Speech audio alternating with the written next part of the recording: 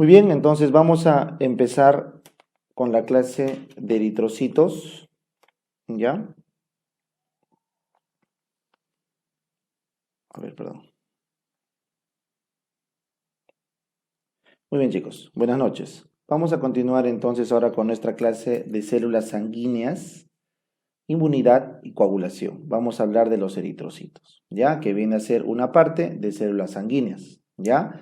Las células sanguíneas se dividen en la serie roja y la serie blanca. ¿Está bien? Tenemos dos tipos. Pero también se puede dividir, es otra clasificación, entre eritrocitos y las células del sistema inmunitario y las plaquetas. Así que son dos formas de dividir. Yo prefiero la de arriba. Eritrocitos, porque tienen una función especial que es el transporte de oxígeno y entre otras. Además, células inmunológicas, cuya principal función es la defensa del organismo, defensa, y las plaquetas, cuya principal función es apoyar en la hemostasia. ¿Ya? La serie roja y serie blanca es una clasificación que utilizan básicamente los que trabajan en el laboratorio. ¿Ya? Pues vamos con la de arriba, que es la funcional, la fisiológica. Entonces, hoy toca hablar de eritrocitos. ¿Ya? Entonces, empezamos.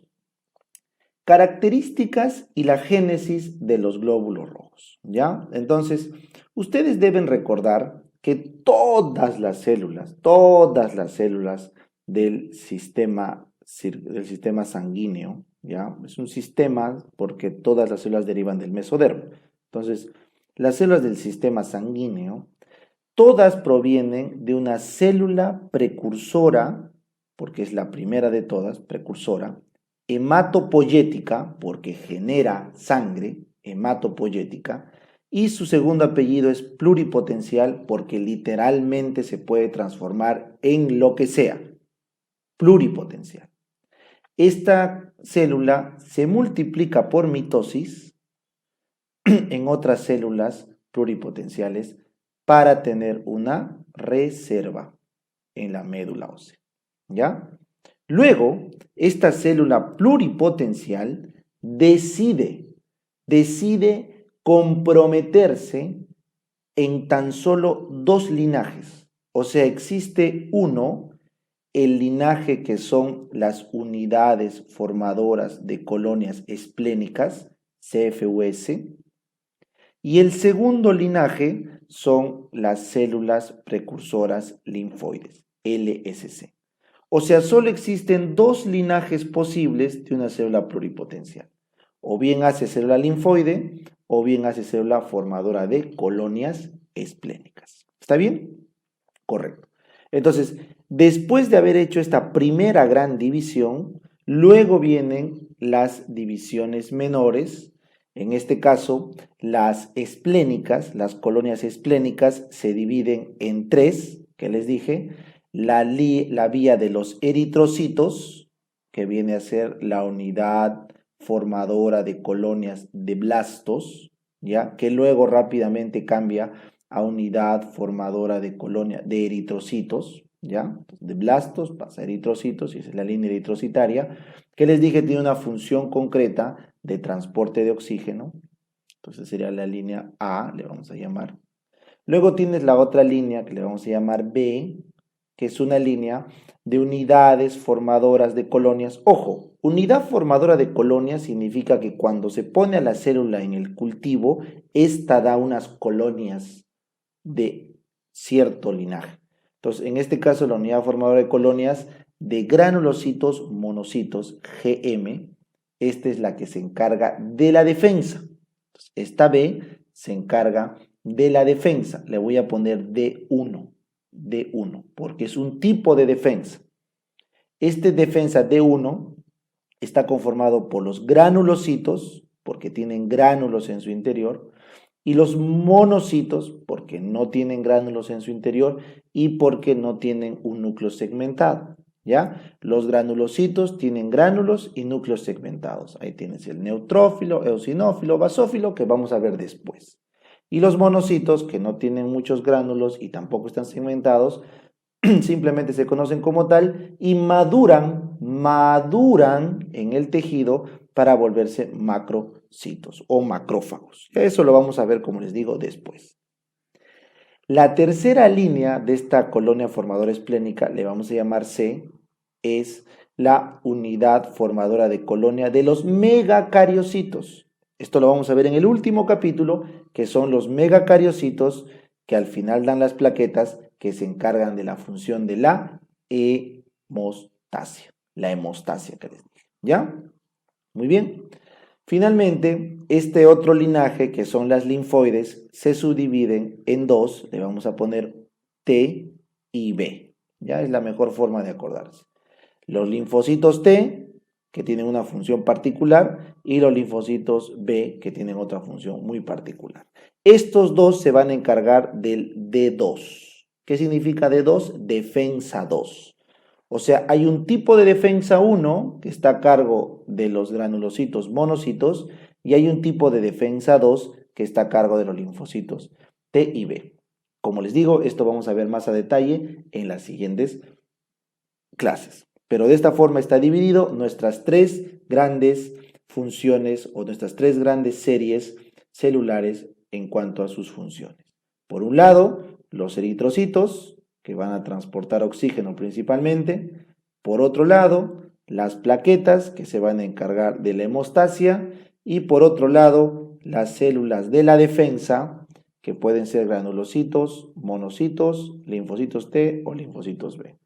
Por ende se dividen en defensa 1 y defensa 2. Y de esa forma tenemos clasificadas nuestras células en función de sus características y roles a cumplir. Ahora, si te preguntas, ¿cómo es que estas células pasan de una estirpe a otra? Eso se llaman los inductores de diferenciación. Son los que permiten que las células se diferencien en diversos tipos, ya sea glóbulos rojos, blancos o eritrocitos, granulocitos, como quieran nombrarlo. La diferenciación es lo que hace que cambien su función. Sin embargo, para multiplicarse, o sea, aumentar en número, se requieren inductores de crecimiento. ¿Ya? Hay 4 inductores de crecimiento, siendo el más importante la interleuquina 3. Esto es importante, la interleuquina 3. ¿Ya? Los otros son citoquinas. En verdad dice 4 el libro, pero en verdad hay más. Se ha descubierto más inductores del crecimiento, así que solamente vamos a quedarnos con la interleuquina 3. ¿Ya? Muy bien, entonces dicho todo esto, el objetivo de esta primera parte del capítulo es conversar de los eritrocitos. ¿Ya? Entonces vénganse acá a la izquierda. Los eritrocitos, como ven acá, son unas células redondas, ahí lo tienen claro, redondeadas, que tienen un diámetro más o menos de 7.5 a 8 micras o micrómetros de ancho. ¿Ya? Es lo normal. Y en su espesor o grosor, estos de acá tienen la característica de ser bicóncavos, o sea, tienen una concavidad de 0,8 a 1 micrómetro al centro y una concavidad de 2.5 a 2.6 en los bordes. O sea, son bicóncavos, tienen dos concavidades. Y esto, ¿para qué si ustedes se preguntan por qué lo hacen así? Lo hacen para ser lo más flexibles posibles.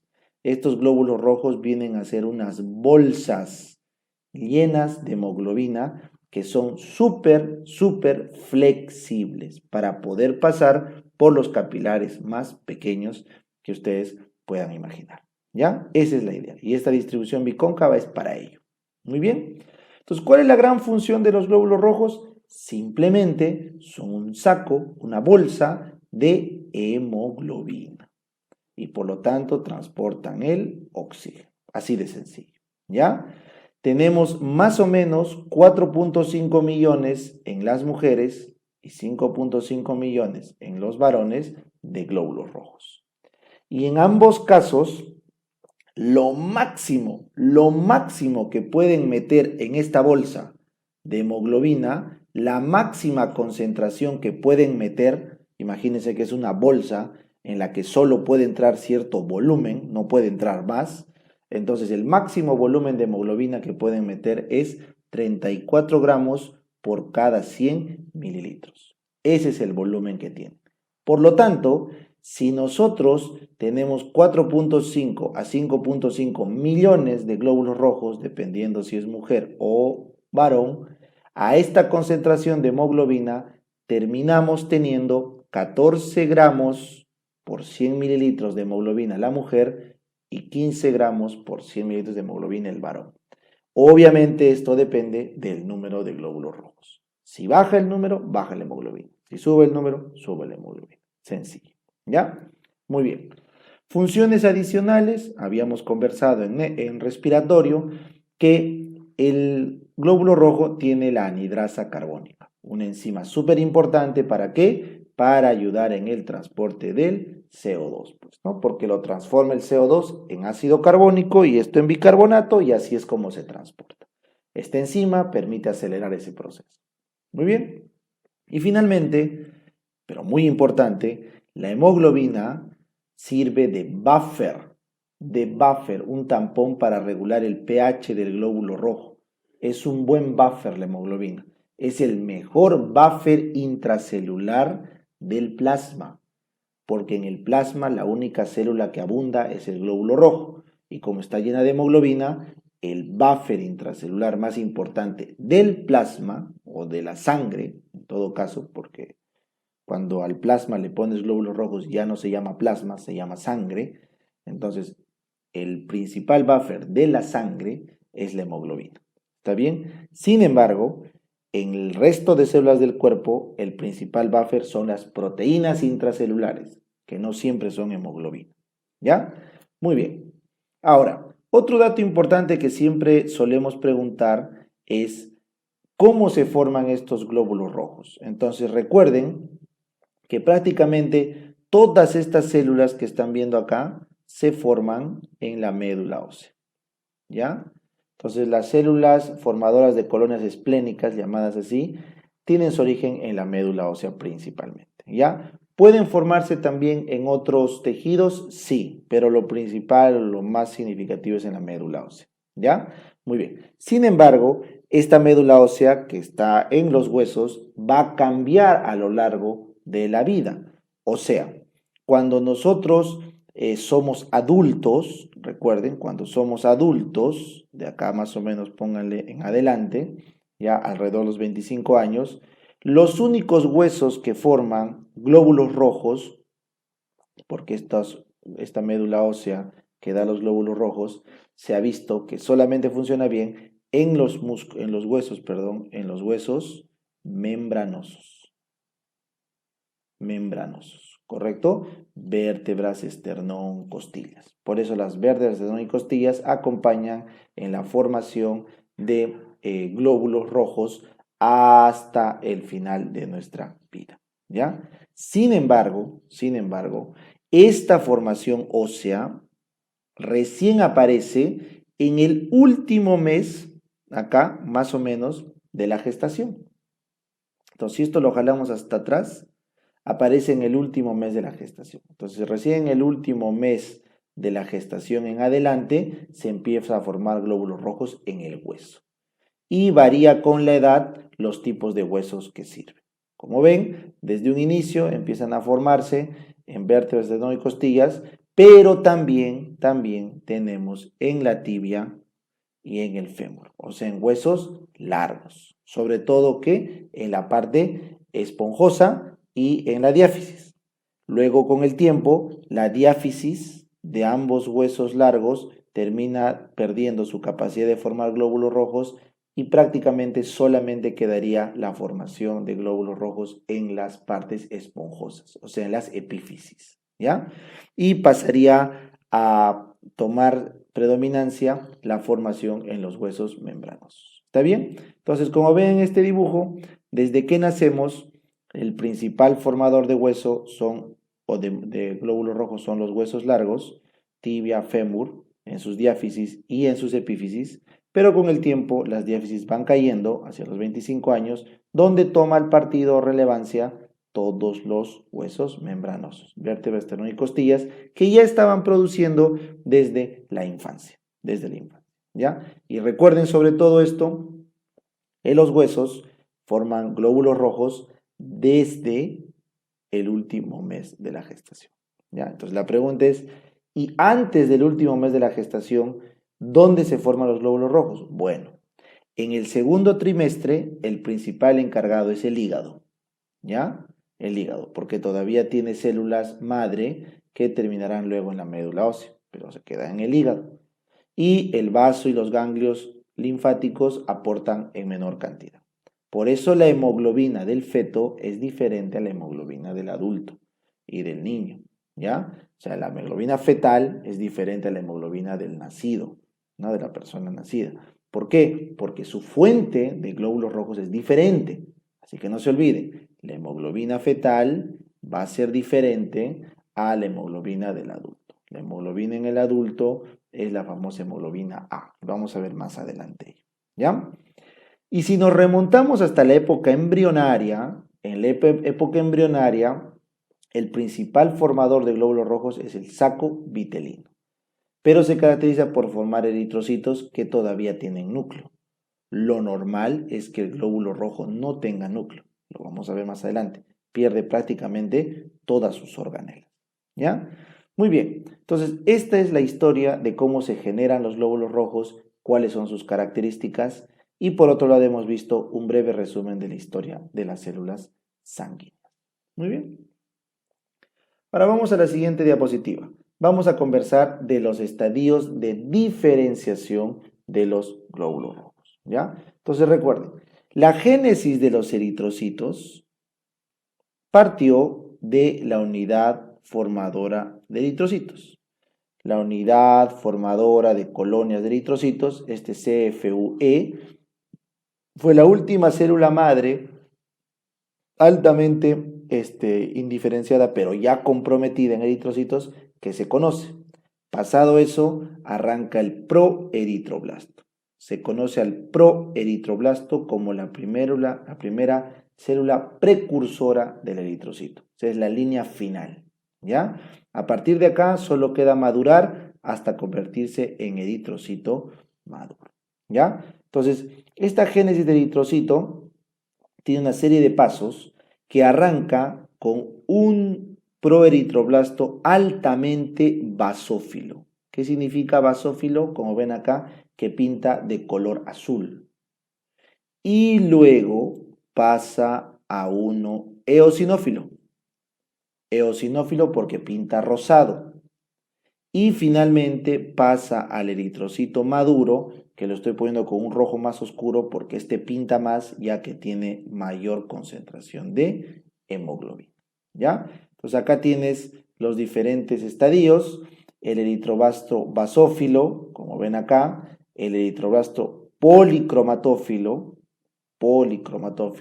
el eritroblasto ortocromático y finalmente el reticulocito. Este de acá sí es importante. Estos de acá son estadios transitorios en los cuales el núcleo se va haciendo más pequeño, el citoplasma se va haciendo más eosinofílico y luego más rojo por la concentración de hemoglobina, pero este de acá sí es importante, el reticulocito. ¿Por qué es importante el reticulocito? Vengan acá arriba. Porque el reticulocito es el último paso previo antes del eritrocito, pero que ya puede pasar a la sangre. Ese es el dato. El eritrocito puede pasar a la sangre por diapéresis y llega a representar el 1% de la concentración de glóbulos rojos en la sangre. O sea, un 1% de células en nuestra sangre son reticulocitos. Entonces, son importantes porque ya pueden salir a la sangre periférica. ¿Y cómo los identifican? Por esto. Son unas células que se parecen a los glóbulos rojos, porque esto que están viendo acá es un glóbulo rojo, igual que este de acá, es un glóbulo rojo, pero el reticulocito es un poquito más pálido y tiene estas inclusiones basófilas. Recuerden, esos orgánulos o inclusiones basófilas son remanentes. ¿De qué? del aparato de Golgi, por ahí una mitocondria, por ahí de repente alguna otra organela celular que todavía no ha desaparecido. Porque recuerden que el eritrocito no tiene organelas, no tiene organelas. Entonces, si todavía quedan algunos remanentes de organelas, eso viene a ser los gránulos u orgánulos basófilos del reticulocito. ¿Ya? Y bueno, ¿cuánto tiempo demora un reticulocito en volverse por completo un eritrocito? 1 a 2 días. Por eso es que su concentración en la sangre es tan corta, porque en 2 días ya se transformaron en eritrocitos. ¿Ya está? Muy bien. Entonces, ¿por qué es importante conocer esta evolución de los glóbulos rojos?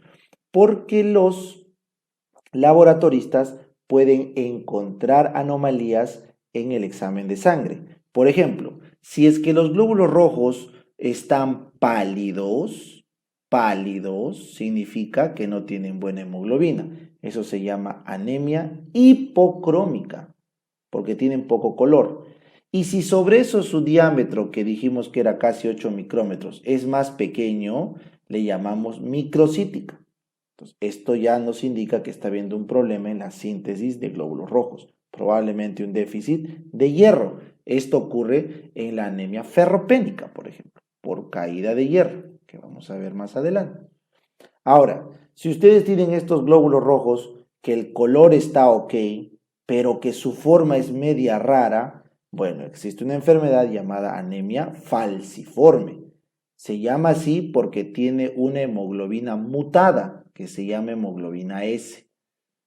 Mutada porque se ha alterado uno de sus aminoácidos de tal forma que cuando cae la presión de oxígeno, esta hemoglobina mutada se transforma en una hemoglobina cristalizable, larga, y por ende deforma a la bolsa que es el glóbulo rojo. O sea, imagínate que estás botando tú la basura de tu casa no sé, pues con agua, con lo que fuera, y se congela el agua dentro de la bolsa. Y se congela de una forma rara que hace que luego la bolsa se estire. Imagínate por un rato que botas una bolsa con agua y ese agua se esparce dentro de la bolsa y se congela y se vuelve una cuchilla y lo rompe tu bolsa de basura. Ya, eso es la anemia falciforme. La hemoglobina S se deforma por la baja tensión de oxígeno y lo rompe al eritrocito. Genera hemólisis. Muy bien. Y finalmente acá tenemos un trastorno conocido como anemia megaloblástica, porque es muy grande los eritrocitos, más de los 8 micrómetros que tenían, y eso acompañado de estas células que todavía no han perdido su núcleo, le dicen al patólogo que acá hay un problema de vitamina B12. La anemia megaloblástica suele ser por déficit de vitamina B12 o de ácido fólico. Eso se debe a que no hay suficientes nutrientes para producir ADN y por lo tanto no puede madurar correctamente los glóbulos rojos, ¿ya? Y finalmente tenemos patologías mucho más raras como la eritroblastosis fetal, donde en un acto desesperado por sacar células sanguíneas de glóbulos rojos a la sangre, la médula de los fetos que sufren esta enfermedad llamada eritroblastosis fetal, termina botando blastos. Esto que estás viendo acá es un blasto. Blastos. ¿Se acuerdan estos de acá? Eritroblasto basófilo, proeritroblasto, ¿ya? Eritroblasto policromatófilo. Esos blastos nunca debieron haber estado en la sangre, pero salen porque está totalmente desesperado la médula tratando de reponer la anemia que se está generando producto de la eritroblastosis fetal, ¿ya? Que es una enfermedad muy grave que suele llevar a la muerte en el feto. ¿Ya está? Muy bien, entonces esos son los estadios de diferenciación de los glóbulos rojos. Muy bien, chicos, vamos a conversar ahora de la eritropoyetina. ¿Por qué es tan importante la eritropoyetina? Miren, cuando nosotros tenemos células precursoras hematopoyéticas, o sea que ya están comprometidas con la estirpe de eritrocito, entonces habíamos quedado en la diapo anterior que la primera de todas las células totalmente comprometida con la línea eritrocitaria eran los proeritroblastos, ¿verdad? En esta diapo habíamos visto que el proeritroblasto era la primera célula totalmente comprometida en la génesis de eritrocitos. Entonces, ese proeritroblasto es crucial ya que de acá en adelante la evolución hacia eritrocito es prácticamente un hecho. O sea, una vez que hay proeritroblastos, estos maduran inevitablemente hasta eritrocitos. Entonces, la clave para formar eritrocitos es tener proeritroblastos. Y por lo tanto, para eso tenemos que presionar a que las células precursoras se diferencien en proeritroblastos. Entonces, este paso crítico que están viendo acá, este paso de la precursora al comprometido completamente, está a cargo de la eritropoyetina. Por eso es tan importante esta hormona, ¿ya? ¿Y quién la produce? El riñón. Acá lo podemos ver. La eritropoyetina se produce en el riñón más o menos en un 90% y el otro 10% se produce en el hígado, ¿ya? No se sabe bien en qué parte del riñón se produce, pero se cree que es producida en las células intersticiales, exactamente en los fibroblastos intersticiales peritubulares del riñón. Fibroblastos intersticiales peritubulares, ¿ya? Pero no se sabe exactamente dónde. Bueno, esta es una glucoproteína que actúa como hormona, no lo olviden, porque se produce en el riñón, pero actúa en la médula ósea. Es una hormona, viaja por el cuerpo, se produce en el riñón, pero actúa en la médula ósea.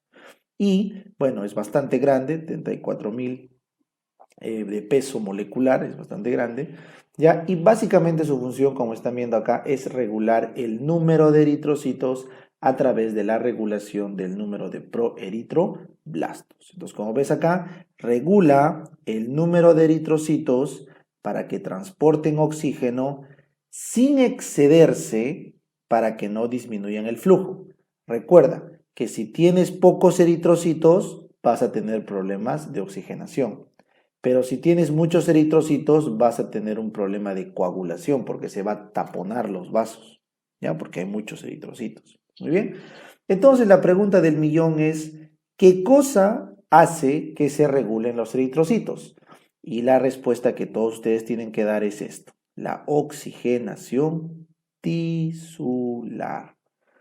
Solo el tejido es el único que le dice al cuerpo, a la médula, que produzca más o menos eritrocitos, ¿correcto?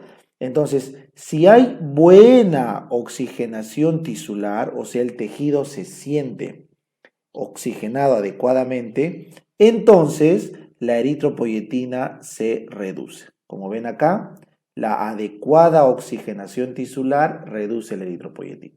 Por eso es muy importante este punto de acá. Su principal regulador de la eritropoyetina es la oxigenación del tejido, no en la sangre, del tejido, ¿ya? Muy bien. Entonces, ¿qué es lo que ocurre? Bueno, lo que ocurre es que el tejido de todo el cuerpo se oxigena en función de la sangre. ¿Es correcto? Es correcto, Doc. Entonces, esta sangre también llega al riñón. ¿Es correcto? Es correcto, Doc. La misma sangre que llega a todo el cuerpo llega al riñón. Entonces, el tejido del riñón tiene una proteína importante, que es el factor 1 inducible de hipoxia. Ojo, está en todo el cuerpo este factor 1, pero en el hígado es mayor importante o de mayor relevancia porque ahí se produce la eritropoyetina. Entonces, miren, la eritropoyetina que están viendo acá arriba se sintetiza en las células del riñón al liberarse el IF o HIF1, al liberarse este factor inducible de hipoxia, ¿correcto? Entonces, este HIF1 es el principal inductor molecular de la síntesis de eritropoyetina y más o menos funciona como pueden ver acá. Miren, esto se llama estado de normoxia, o sea, el oxígeno está normal. ¿Ya? Entonces, en un estado de normoxia, el HIF1 alfa, porque hay varios tipos, pero este es el más importante, como hay suficiente cantidad de oxígeno que estás viendo acá, las enzimas están hidroxiladas y al final este HIF1 termina entrando por una ubiquitina a un proteosoma. y lo degrada. O sea, en cristiano, cuando hay oxígeno, se producen suficientes reacciones moleculares de oxidación a este HIF. ¿Para qué? Para que se degrade. Para que se degrade. ¿Ya? En cambio, miren acá, en condiciones de hipoxia, este HIF no sufre estas reacciones de oxidación, no las sufre. Entonces, no se destruye. Y si no se destruye, se acumula. Entonces, la acumulación de HIF1 alfa termina pasando al núcleo. Acá se conecta con zonas promotoras de expresión de genes y empieza a producir, ¿qué cosa? Empieza a producir eritropoyetina. Así que ya conocen cuál es el mecanismo principal molecular de inducción de eritropoyetina. Ahora, se ha visto que la eritropoyetina también responde a la noradrenalina, a la adrenalina y a ciertas prostaglandinas. Todo eso estimula la eritropoyetina. Muy bien. Entonces, más o menos, ¿cómo es esto? Bueno, cuando el tejido sufre disminución de la oxigenación tisular, entonces en el riñón, a través de la sangre, empieza a aumentar el HIF1 alfa. Este HIF1 alfa activa los genes que se necesitan para sintetizar eritropoyetina. Y la eritropoyetina sale rápidamente a la sangre y va a los proeritroblastos para inducir la diferenciación de precursora hacia proeritroblasto. Pues, ¿no? Se va a la médula ósea para hacer el paso de precursora a proeritroblasto. Pero esto no es inmediato, así que recuerden, el pico de producción de eritropoyetina es a las 24 horas de la hipoxia. O sea, estos genes terminan de producir la proteína a lo mucho en un día. Sin embargo, el aumento de los eritrocitos recién es al quinto día, porque este paso de la médula ósea no es rápido, no es inmediato, tiene que demorar la diferenciación celular. ¿Ya? Y producto de ello que habíamos quedado que aumenta la producción de proeritroblastos, ¿no es cierto? Y además, podrían jalar una flechita por acá, una flechita jalan por acá, aumenta la velocidad de la maduración hacia los eritrocitos hasta en 10 veces. Es más veloz, ¿ya? No lo olviden. Ahora, la otra pregunta que pueden hacerles es, ¿existe alguna otra función que haga el HIF1? Sí. El HIF1 produce genes para expresar numerosas proteínas, entre ellas la eritropoyetina, ahí la tienen, que es lo que acabamos de estudiar, pero también se ha visto que el HIF1 aumenta la angiogénesis, o sea, aumenta los vasos para que se oxigenen mejor los tejidos. Por ejemplo, chicos, el corazón de una persona en el Cusco tiene mucho más vasos sanguíneos que el corazón de una persona en la costa, porque la hipoxia constantemente estimula los vasos para que tengamos mayor oxigenación. Y también ayuda a la glicólisis, ¿no? Para ayudar al consumo de glucosa y de esa forma podamos compensar la necesidad del organismo de energía. Bueno, entonces eso es todo lo que incluye o lo que hace la HIF1, entre otras funciones que son un poquito ya más complicadas. Ahora, ¿qué cosa puede hacer que se reduzca la oxigenación tisular y por lo tanto aumente el HIF1 alfa? Bueno, todo lo que haga que el oxígeno de nuestro tejido baje, puede ser que no llegue sangre, volumen sanguíneo bajo, eso es un problema cardiovascular, que hay anemia, o sea, puede llegar el glóbulo rojo pero no tiene hemoglobina, ese es un problema de hemoglobina, ¿correcto? Por eso acá dice hemoglobina baja, pero también puede ocurrir que en la anemia lo que ocurra sea que no hay glóbulos rojos, entonces volumen sanguíneo es corazón, pónganle acá anemia glóbulo rojo, y un tipo de anemia es la anemia hipocrómica, que eso sería hemoglobina baja, ¿cierto?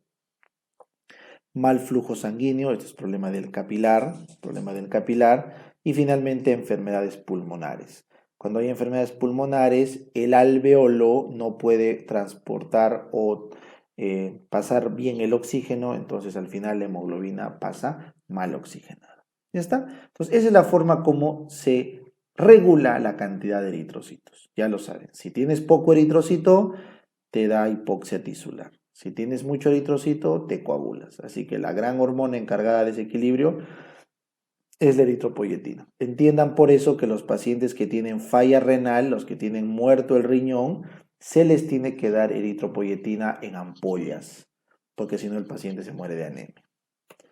Muy bien, ahora vamos a conversar de la famosa hemoglobina. Habíamos quedado que la principal función del glóbulo rojo, ¿cuál era? La principal función del glóbulo rojo es transportar oxígeno.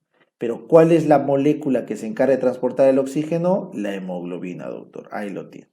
Entonces, como ven, la hemoglobina está conformado por 4 cadenas polipeptídicas. 4 cadenas polipeptídicas. Entonces, acá tienes una cadena, 2 cadenas de color verde, la de morado 3 y la de rosado o de rojo 4 cadenas, ¿ya? Esas cadenas tienen diversos tipos. Pueden ser cadenas alfa, cadenas beta, cadenas alfa, o pueden ser también cadenas delta, cadenas gamma. ¿Ya? Entonces acá miren, la hemoglobina normal tiene 4 tipos de globina. La hemoglobina normal tiene 4 tipos de globina, porque la globina es cada una de estas cadenas. Cada cadena se llama globina. Globina. Y cuando juntas 4 globinas, tienes la hemoglobina. ¿Ya? Bueno, entonces, ¿cuáles son esas 4 cadenas? La alfa, la beta, la delta y la gamma. Ahí lo tienes. Entonces, de acuerdo a la combinación que tú hagas, tú tienes diversos tipos de hemoglobina. Por eso los tipos de hemoglobina más frecuentes en el humano son la hemoglobina F o fetal, la hemoglobina A del adulto y la hemoglobina A2. ¿Ya? Entonces, ¿cómo está conformado la hemoglobina fetal, que es la más importante en el feto y en el recién nacido? Ahí lo puedes ver, recién nacido. Está conformada por 2 cadenas alfa y 2 cadenas gamma. 2 cadenas alfa, 2 cadenas gamma. ¿Ya? Entonces, esta que están viendo acá, miren acá, esta es una cadena gamma, ¿correcto? Y esta de acá es una cadena alfa. Entonces, si tú te ubicas al momento del nacimiento, la cadena gamma está en su máxima expresión desde más o menos la semana 6, un poquito más. Ahí está la cadena gamma.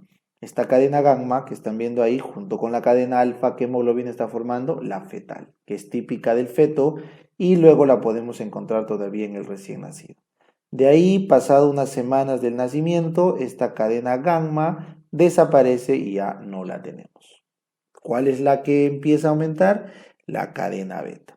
Nuevamente, a partir más o menos de la semana 7 u 8, empieza a sintetizarse la cadena beta y ya obviamente al momento de nacer ya tenemos suficiente beta. Por eso pueden ver que un 25% de la hemoglobina en el recién nacido es hemoglobina del adulto, que es 2 alfas, 2 betas, ahí está. Pero con el tiempo la beta se vuelve la segunda en predominancia y como ya no hay gamma, entonces lo que queda a formar es simplemente la hemoglobina A. Por eso en el adulto noten por favor que la hemoglobina que domina es la hemoglobina A. La hemoglobina A tiene 2 cadenas alfa más 2 cadenas beta. Así, sencillito. Y esa es la hemoglobina que predomina en el adulto. Es un bonito dibujo donde ustedes pueden ver cómo madura la hemoglobina a lo largo de la etapa de vida. Y ya les expliqué en la diapositiva anterior que al inicio de la vida fetal se forma en el saco vitelino los glóbulos rojos, luego en el hígado y apoya un poquito el vaso y luego empieza ya por la médula ósea, ¿no? Al final de la etapa fetal y luego a lo largo de toda la vida. ¿Ya? ¿Se acuerdan eso en la diapositiva anterior? Muy bien. Entonces, se ha visto que la hemoglobina, que están viendo acá, se forma desde los proeritroblastos hasta los reticulocitos. O sea, la formación de hemoglobina comprende todo este periodo, desde los proeritroblastos hasta los eritrocitos. Así que si ustedes les preguntaran cuál es la verdadera razón por la que se dice que esta es la línea final de síntesis de eritrocitos, es porque es la vía de síntesis de la hemoglobina. ¿Ya? Desde ahí se forma la hemoglobina. Muy bien, ya les dije que hay varias subunidades de cadena de hemoglobina. Habíamos quedado la alfa, la beta, la delta y la gamma. ¿Y cuál es básicamente su diferencia? La secuencia de aminoácidos. La secuencia de aminoácidos. ¿Y eso qué determina? Determina la afinidad por el oxígeno. O sea, hay hemoglobinas más afines al oxígeno como la hemoglobina fetal, muchachos. Ya, la hemoglobina fetal, esta de acá, hemoglobina fetal, la que está formada por dos cadenas alfa y dos cadenas gamma, esta es una hemoglobina con mucha afinidad por el oxígeno. Tiene mucha afinidad por el oxígeno. En cambio, la hemoglobina del adulto tiene menos afinidad por el oxígeno. Y tu pregunta te harás, ¿por qué? Porque cuando somos fetos, la placenta de la mamá nos pasa sangre con muy poquito oxígeno. A la placenta le llega la presión parcial de oxígeno muy baja. Entonces, cuando el feto está en la barriga de la mamá, a través de la placenta, prácticamente ruega por oxígeno, ¿no? Entonces, su hemoglobina tiene que ser suficientemente fuerte para pegarse al oxígeno, ¿ya? En cambio, en el adulto, la fijación de la hemoglobina al oxígeno es menor porque más bien tenemos que soltarlo a los tejidos. Muy bien. Finalmente, para que estas las cuatro globinas, se transformen en hemoglobina, necesitan el famoso grupo hemo. Esto que están viendo acá es el grupo hemo. El grupo hemo, como ven acá, es un anillo pirrólico que al centro tiene hierro, sobre todo en estado ferroso, dos más, ¿ya? Entonces, es este hierro el que se une al oxígeno molecular, por favor, no al oxígeno atómico, al oxígeno molecular, O2. Entonces, el oxígeno molecular O2 se une a los enlaces del hierro. Pero ojito, acá siempre es buena esta pregunta. Doctor, yo estudié en la pre que hay el sulfato o el óxido ferroso o el óxido férrico. Entonces, cuando el oxígeno se une al hierro por enlace covalente, esta molécula es súper estable. Pero tú no quieres esto en tu sangre, tú quieres un oxígeno que se libere del hierro, no que esté pegado. Entonces aprende, el oxígeno se une al hierro en sus enlaces de coordinación, que son enlaces muy débiles. No se unen en enlace covalente, ¿ya? Y no se olviden que lo que se une es el oxígeno molecular, o sea, el O2, ¿ya? Un mejor ejemplo de ello es este dibujo que están viendo acá. Voy a hacerle una ampliación. Este es el hierro, noten, y este hierro está unido a este anillo pirrólico, pero estas líneas que estás viendo acá son enlaces de coordinación, o sea, enlaces débiles, por eso líneas punteadas, ¿ya? Y este grupo hemo también se une a toda la cadena de globina por enlaces débiles, ¿ya? Débiles. Muy bien. ¿Cómo se forma esta hemoglobina en general? Es bien fácil. Primero agarramos dos succinilcolinas A que vienen del ciclo de Krebs, lo juntamos con dos glicinas y con eso tenemos el pirrol. Luego agarramos cuatro pirroles, así como quien los arma en una cruz, cuatro pirroles, 1, 2, 3, 4, y formamos una protoporfirina 9. Protoporfirina 9. A esta protoporfirina 9, como si fuera una torta, le pones en el centro su cereza, que es el hierro. ¿En qué estado? Ferroso. A la protoporfirina 9 se le pone el hierro 2 más, 2 cruces, estado ferroso. Con eso ya tienes el hemo. Como yo me acuerdo, estado ferroso, oso, ¿no es cierto? Es una mnemotecnia un poco rara, pero siempre me ha servido de la universidad. Entonces, el ferroso, me acuerdo del osito, cuando tú ves a un osito, te da ganas de apachurrarlo, ¿no? Al osito. Claro, pero el osito lo apachurras. Entonces, ferroso, porque abrazas. ¿Abrazas qué? Al oxígeno. Entonces, el ferroso abraza al oxígeno. ¿ya? ¿Y para qué también me sirve esto? Para recordar que el intestino absorbe el hierro ferroso, el hierro 2 más, no absorbe el hierro férrico, absorbe el ferroso. Nuevamente la mnemotecnia. El intestino abraza al osito, abraza, lo apachurra, lo jala. Entonces el ferroso es el que fija el oxígeno y el que es absorbido por el intestino. En cambio, el hierro 3 más, el F3 cruces, es el hierro férrico, y ese no es el que se une al oxígeno ni es absorbido por el intestino, ¿ya? Muy bien. Ahora, una vez que ya tienes este hemo, simplemente agarras, como ves el grupo hemo, y ¡plac!, lo metes en su cadena de globina. Entonces, el hemo lo metes a un polipéptido y tienes la cadena de hemoglobina, ¿correcto? Puede ser cadena de hemoglobina alfa o hemoglobina beta. No te olvides, si no tiene hemo, se llama globina. Y cuando tiene el hemo, se llama hemoglobina. Entonces, cuando juntas 4 hemoglobinas, alfas, betas, gamas, lo que sea, tienes la hemoglobina final. 2 alfas más 2 betas era hemoglobina A del adulto. ¿Está claro? Muy bien. Ahora vamos a conversar de este famoso hierro. ¿Ya? El hierro es muy importante para el grupo hemo y el hemo es muy importante para diversas reacciones oxidativas y para el transporte de oxígeno. ¿Ya? Entonces empecemos por acá. El metabolismo del hierro. ¿Ya, chicos? Primero, deben recordar que el total de hierro que tenemos en nuestro organismo es 4.5 gramos. Acá está también el total de hierro en el cuerpo humano, unido obviamente a proteínas, es 4.5 gramos. Eso es, ¿ya? Este hierro se divide básicamente en dos grupos. ¿Cuáles son los dos grupos, Doc? El funcional, que es el que está unido al pirrol. ¿Se acuerdan? Los 4 pirroles que juntábamos como una cruz.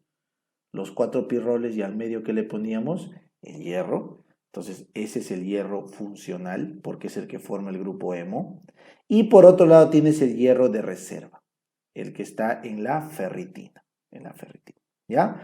Entonces miren acá, tienes el hierro, ¿correcto? Que está unido a las proteínas, o el hemo que está unido a las proteínas como la hemoglobina, la mioglobina, ¿ya? Que son las principales proteínas, ¿ya? Entonces la mioglobina que está en el músculo y la hemoglobina que está en los eritrocitos, juntos forman todo ese hierro unido al grupo hemo funcional. ¿Para qué? Para la o el transporte de oxígeno, ¿ya? Este de acá. Muy bien. Entonces, el hierro funcional hemo está conformado por la mioglobina, la hemoglobina y acá está, por una pequeña fracción, acá ves, menos de 1%, de enzimas unidas al hemo. Menos de 1% de enzimas unidas al hemo. Y menos de 1% de hierro no unido al hemo, pero sí a otras proteínas, como por ejemplo cofactores de la cadena respiratoria o cadena redox. Entonces, si juntamos 6 más 66 son más o menos 72, pero esto es menos de 1%, menos de 1%, entonces estamos hablando de entre los dos sumados un poquito más de un 1%, entonces alrededor de un 73 a 74% del hierro es funcional, ya sea a través del grupo hemo, que es lo más importante, o a través de otras uniones de hierro. El otro 26%, que voy a poner en color azul, es un hierro de reserva. Está en la transferrina viajando por la sangre, ¿correcto? O puede estar en la ferritina, también en la sangre o en los tejidos. Entonces, la forma de transporte y de depósito representa un 26%. Es hierro que está guardado por si acaso necesitamos. ¿Ya? Muy bien. Entonces, esa más o menos es la forma como se distribuye el hierro en nuestro cuerpo. 74% funcional, la gran mayoría a través del grupo hemo, y 26% de reserva. ¿Ya está? Entonces, ¿cómo es el camino del hierro, se podría decir? Es bien sencillo. Vamos a empezar siempre por acá. Vengan acá a la parte de abajo. El hierro se absorbe por el intestino delgado. Ahí lo tienes. El hierro se absorbe. Absorbido. ¿Ya? Una vez que el hierro es absorbido, pasa a la sangre. Cuando a la sangre le quitas los glóbulos, se vuelve plasma. Acuérdate. Sangre es igual a células más plasma. ¿Ya? Entonces, cuando le quitas las células, simplemente tienes plasma. ¿Ya? Entonces, el plasma, que es la parte líquida de la sangre, tiene una proteína que se llama transferrina, que es la que transporta el hierro. ¿Ya? Esta transferrina agarra el hierro absorbido por el intestino y lo transporta. ¿Ya? ¿A dónde lo transporta? A todos los lugares, principalmente a los eritrocitos y a toda la cadena, ¿no es cierto? Proeritroblastos, reticulocitos, etcétera. Toda la línea de eritrocitos. Entonces, esta transferrina tiene principal afinidad por unirse a los eritrocitos que van a formar la hemoglobina. Por eso acá dice, la transferrina tiene una afinidad muy especial por los eritrocitos en la médula ósea. Así es como viaja en el plasma. Muy bien. Ya, ahora, obviamente no es el único lugar donde tiene que ir el hierro. Entonces, el hierro también puede ir a otros tejidos. Entonces, este pool de hierro libre, acá dice hierro libre, muchachos, porque el hierro, porque la transferrina no puede salir del plasma. La transferrina es producida por el hígado y no puede salir de los vasos sanguíneos. Entonces lo que hace es deja su hierro libre y este hierro se puede transformar en grupo hemo dentro de los tejidos, enzimas que usan hemo, ahí está. Puede también formarse o guardarse, perdón, como ferritina. La ferritina es la principal proteína de almacenamiento de hierro, ahí lo tienes. En las células, la ferritina, cuando no está unida al hierro, se llama apoferritina. Y cuando ya está unida al hierro, se llama ferritina. Y esa ferritina es la principal forma de almacenamiento. ¿Almacenamiento de qué? De hierro, ¿ya? De hierro. Y esas son las formas solubles, correcto, o mejor dicho, la ferritina es una proteína bien soluble y pequeña. Entonces tú en una célula, voy a dibujarles una célula acá, si yo encontrara la ferritina, lo encontraría como unas bolitas así, pequeñitas, solubles. ¿Ya? Esa es la ferritina. Muy bien. Sin embargo, cuando por alguna enfermedad, que esto no es normal, tienes demasiado hierro, no se olviden que el hierro es peligroso porque oxida. El hierro oxida. Entonces los tejidos empiezan a acumular hierro en una sustancia conocida como hemosiderina. La hemosiderina, como ven acá, también se acumula en las células y es un acúmulo de hierro, pero insoluble y grande. O sea, más o menos se forma así, como una mancha, que se puede ver por el microscopio óptico. En cambio, la ferritina solo se ve en el microscopio electrónico. Entonces, miren la diferencia de una hemosiderina, es un acúmulo anormal de hierro, y la diferencia con la ferritina, que es un acúmulo pequeño de moléculas solubles, perdón, y pequeñas de ferritina con hierro. ¿Ven? Muy bien. Entonces, eso es la forma como se almacena el hierro en los tejidos. ¿Ya está? Y no se olviden que este grupo hemo, que habíamos visto acá, termina uniéndose a las enzimas. Son enzimas que tienen grupo hemo, ¿verdad? Muy bien.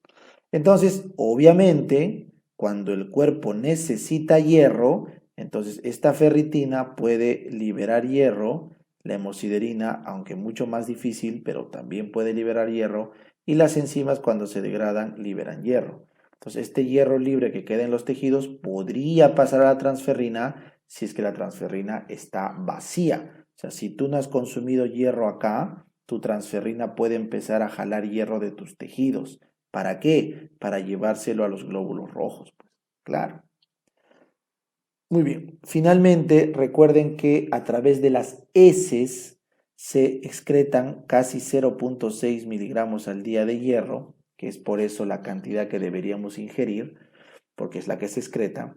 Y en el caso de las chicas, ya se puede perder hasta 0,7 miligramos de hierro por día de menstruación. O sea, si un hombre normalmente excreta en un mes 30 días, ¿no es cierto? Por 0,6 miligramos, ¿no es cierto?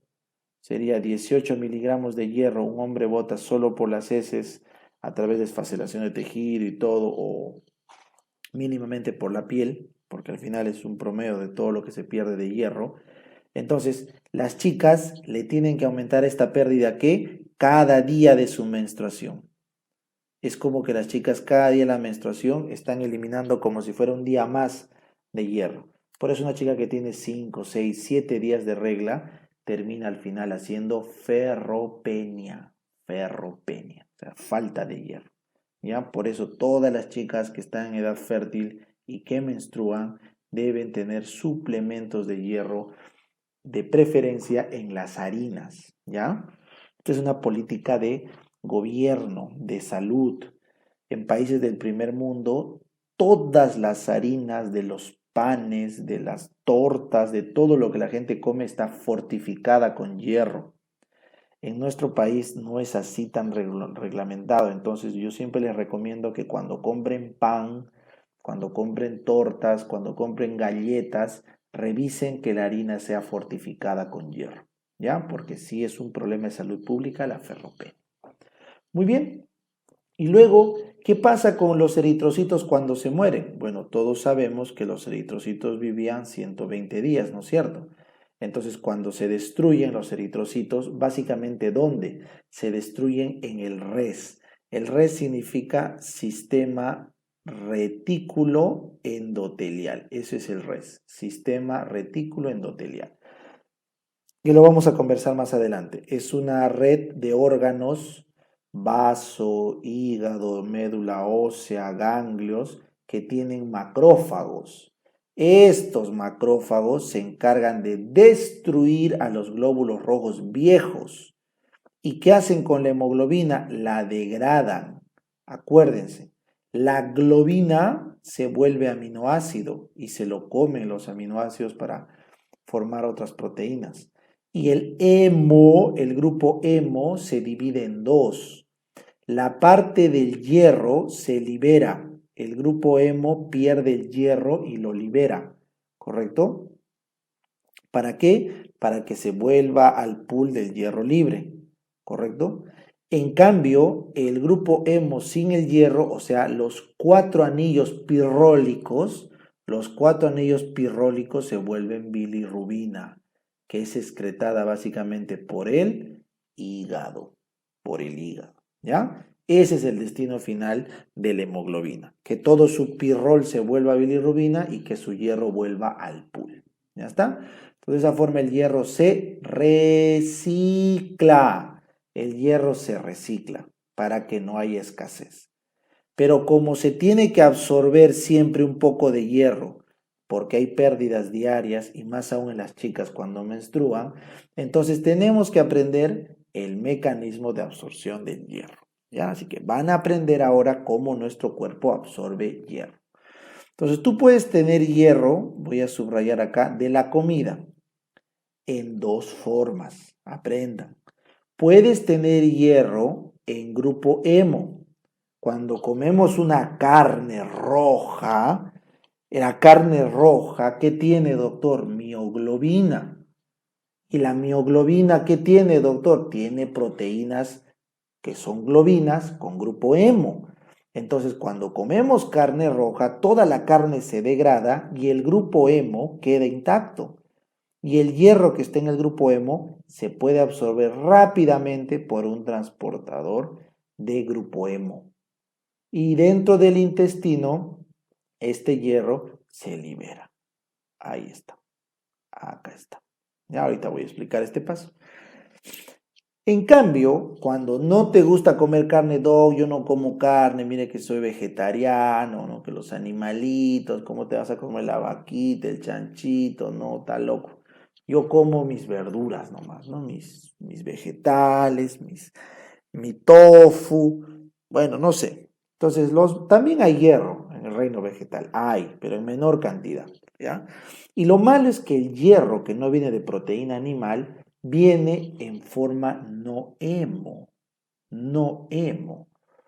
Entonces, cuando el hierro viene libre, sin el hemo, se oxida, ¿correcto? Se oxida y pasa a estado férrico. Con 3 más era férrico. Férrico. Y habíamos dicho que tú abrazas al oso, al ferroso. Entonces el férrico no pasa por el intestino. El intestino, felizmente, tiene una citocromo B duodenal de cepillo o de membrana que lo reduce a ferroso. Ferroso, 2 más, ferroso, oso. Ya les dije.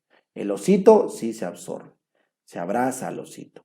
Entonces el ferroso pasa por el DMT1. DMT1 significa transportador de metales divalentes. DMT, transportador de metales divalentes. Hierro, calcio, magnesio, todos los que sean 2 más pasan por acá.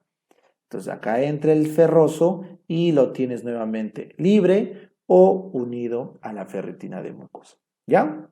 Entonces miren cómo es la absorción de hierro. Entonces este hierro que pasa acá, cuando hay baja concentración de hierro en nuestro cuerpo, entonces este hierro que está entrando, ya sea por el grupo hemo o por libre, al pasar por estas dos vías, ya sea por el transportador de hemo o por el DMT1, entra al enterocito y automáticamente pasa por la ferroportina 1. La ferroportina 1 permite que pase el hierro a la sangre, ¿correcto? En ferroso. Y ojo, ya les dije, ¿cuál es el problema cuando está en ferroso? Se une al oxígeno. Y yo no quiero que se una al oxígeno en la sangre. Sí quiero que se una al oxígeno en la hemoglobina, pero no en mi sangre. Entonces acá tenemos la efaestina. La efaestina es otra enzima que lo vuelve otra vez férrico. Acuérdate, el ferroso se vuelve férrico. Y cuando ya es férrico ya no se une al oxígeno, entonces ya no me va a traer problemas en la sangre. Y este férrico rápidamente es captado por la transferrina plasmática que lo ha producido el hígado, que ya les expliqué, y se encarga de transportar a este hierro, se encarga de transportar a la médula ósea para formar glóbulos rojos. Habíamos quedado que la transferrina acá arriba tenía una gran afinidad por los eritrocitos, ¿no es cierto? Ya está. Ahora, el hígado detecta la cantidad de hierro o perdón, de transferrina que tenemos cargada de hierro en el cuerpo. Y el hígado dice, un momentito, señores, ya tenemos demasiado hierro. No necesitamos más. Ojo, el hierro es un metal peligroso en nuestro cuerpo en mucha cantidad porque oxida. Entonces, y aparte habíamos dicho que el hierro cuando hay demasiado se acumula como ¿qué? Como hemosiderina y eso hace daño. Entonces el hígado dice, un momentito, ya no quiero más hierro. Entonces empieza a liberar el hígado hepsidina. Hepsidina es una proteína que bloquea a la ferroportina.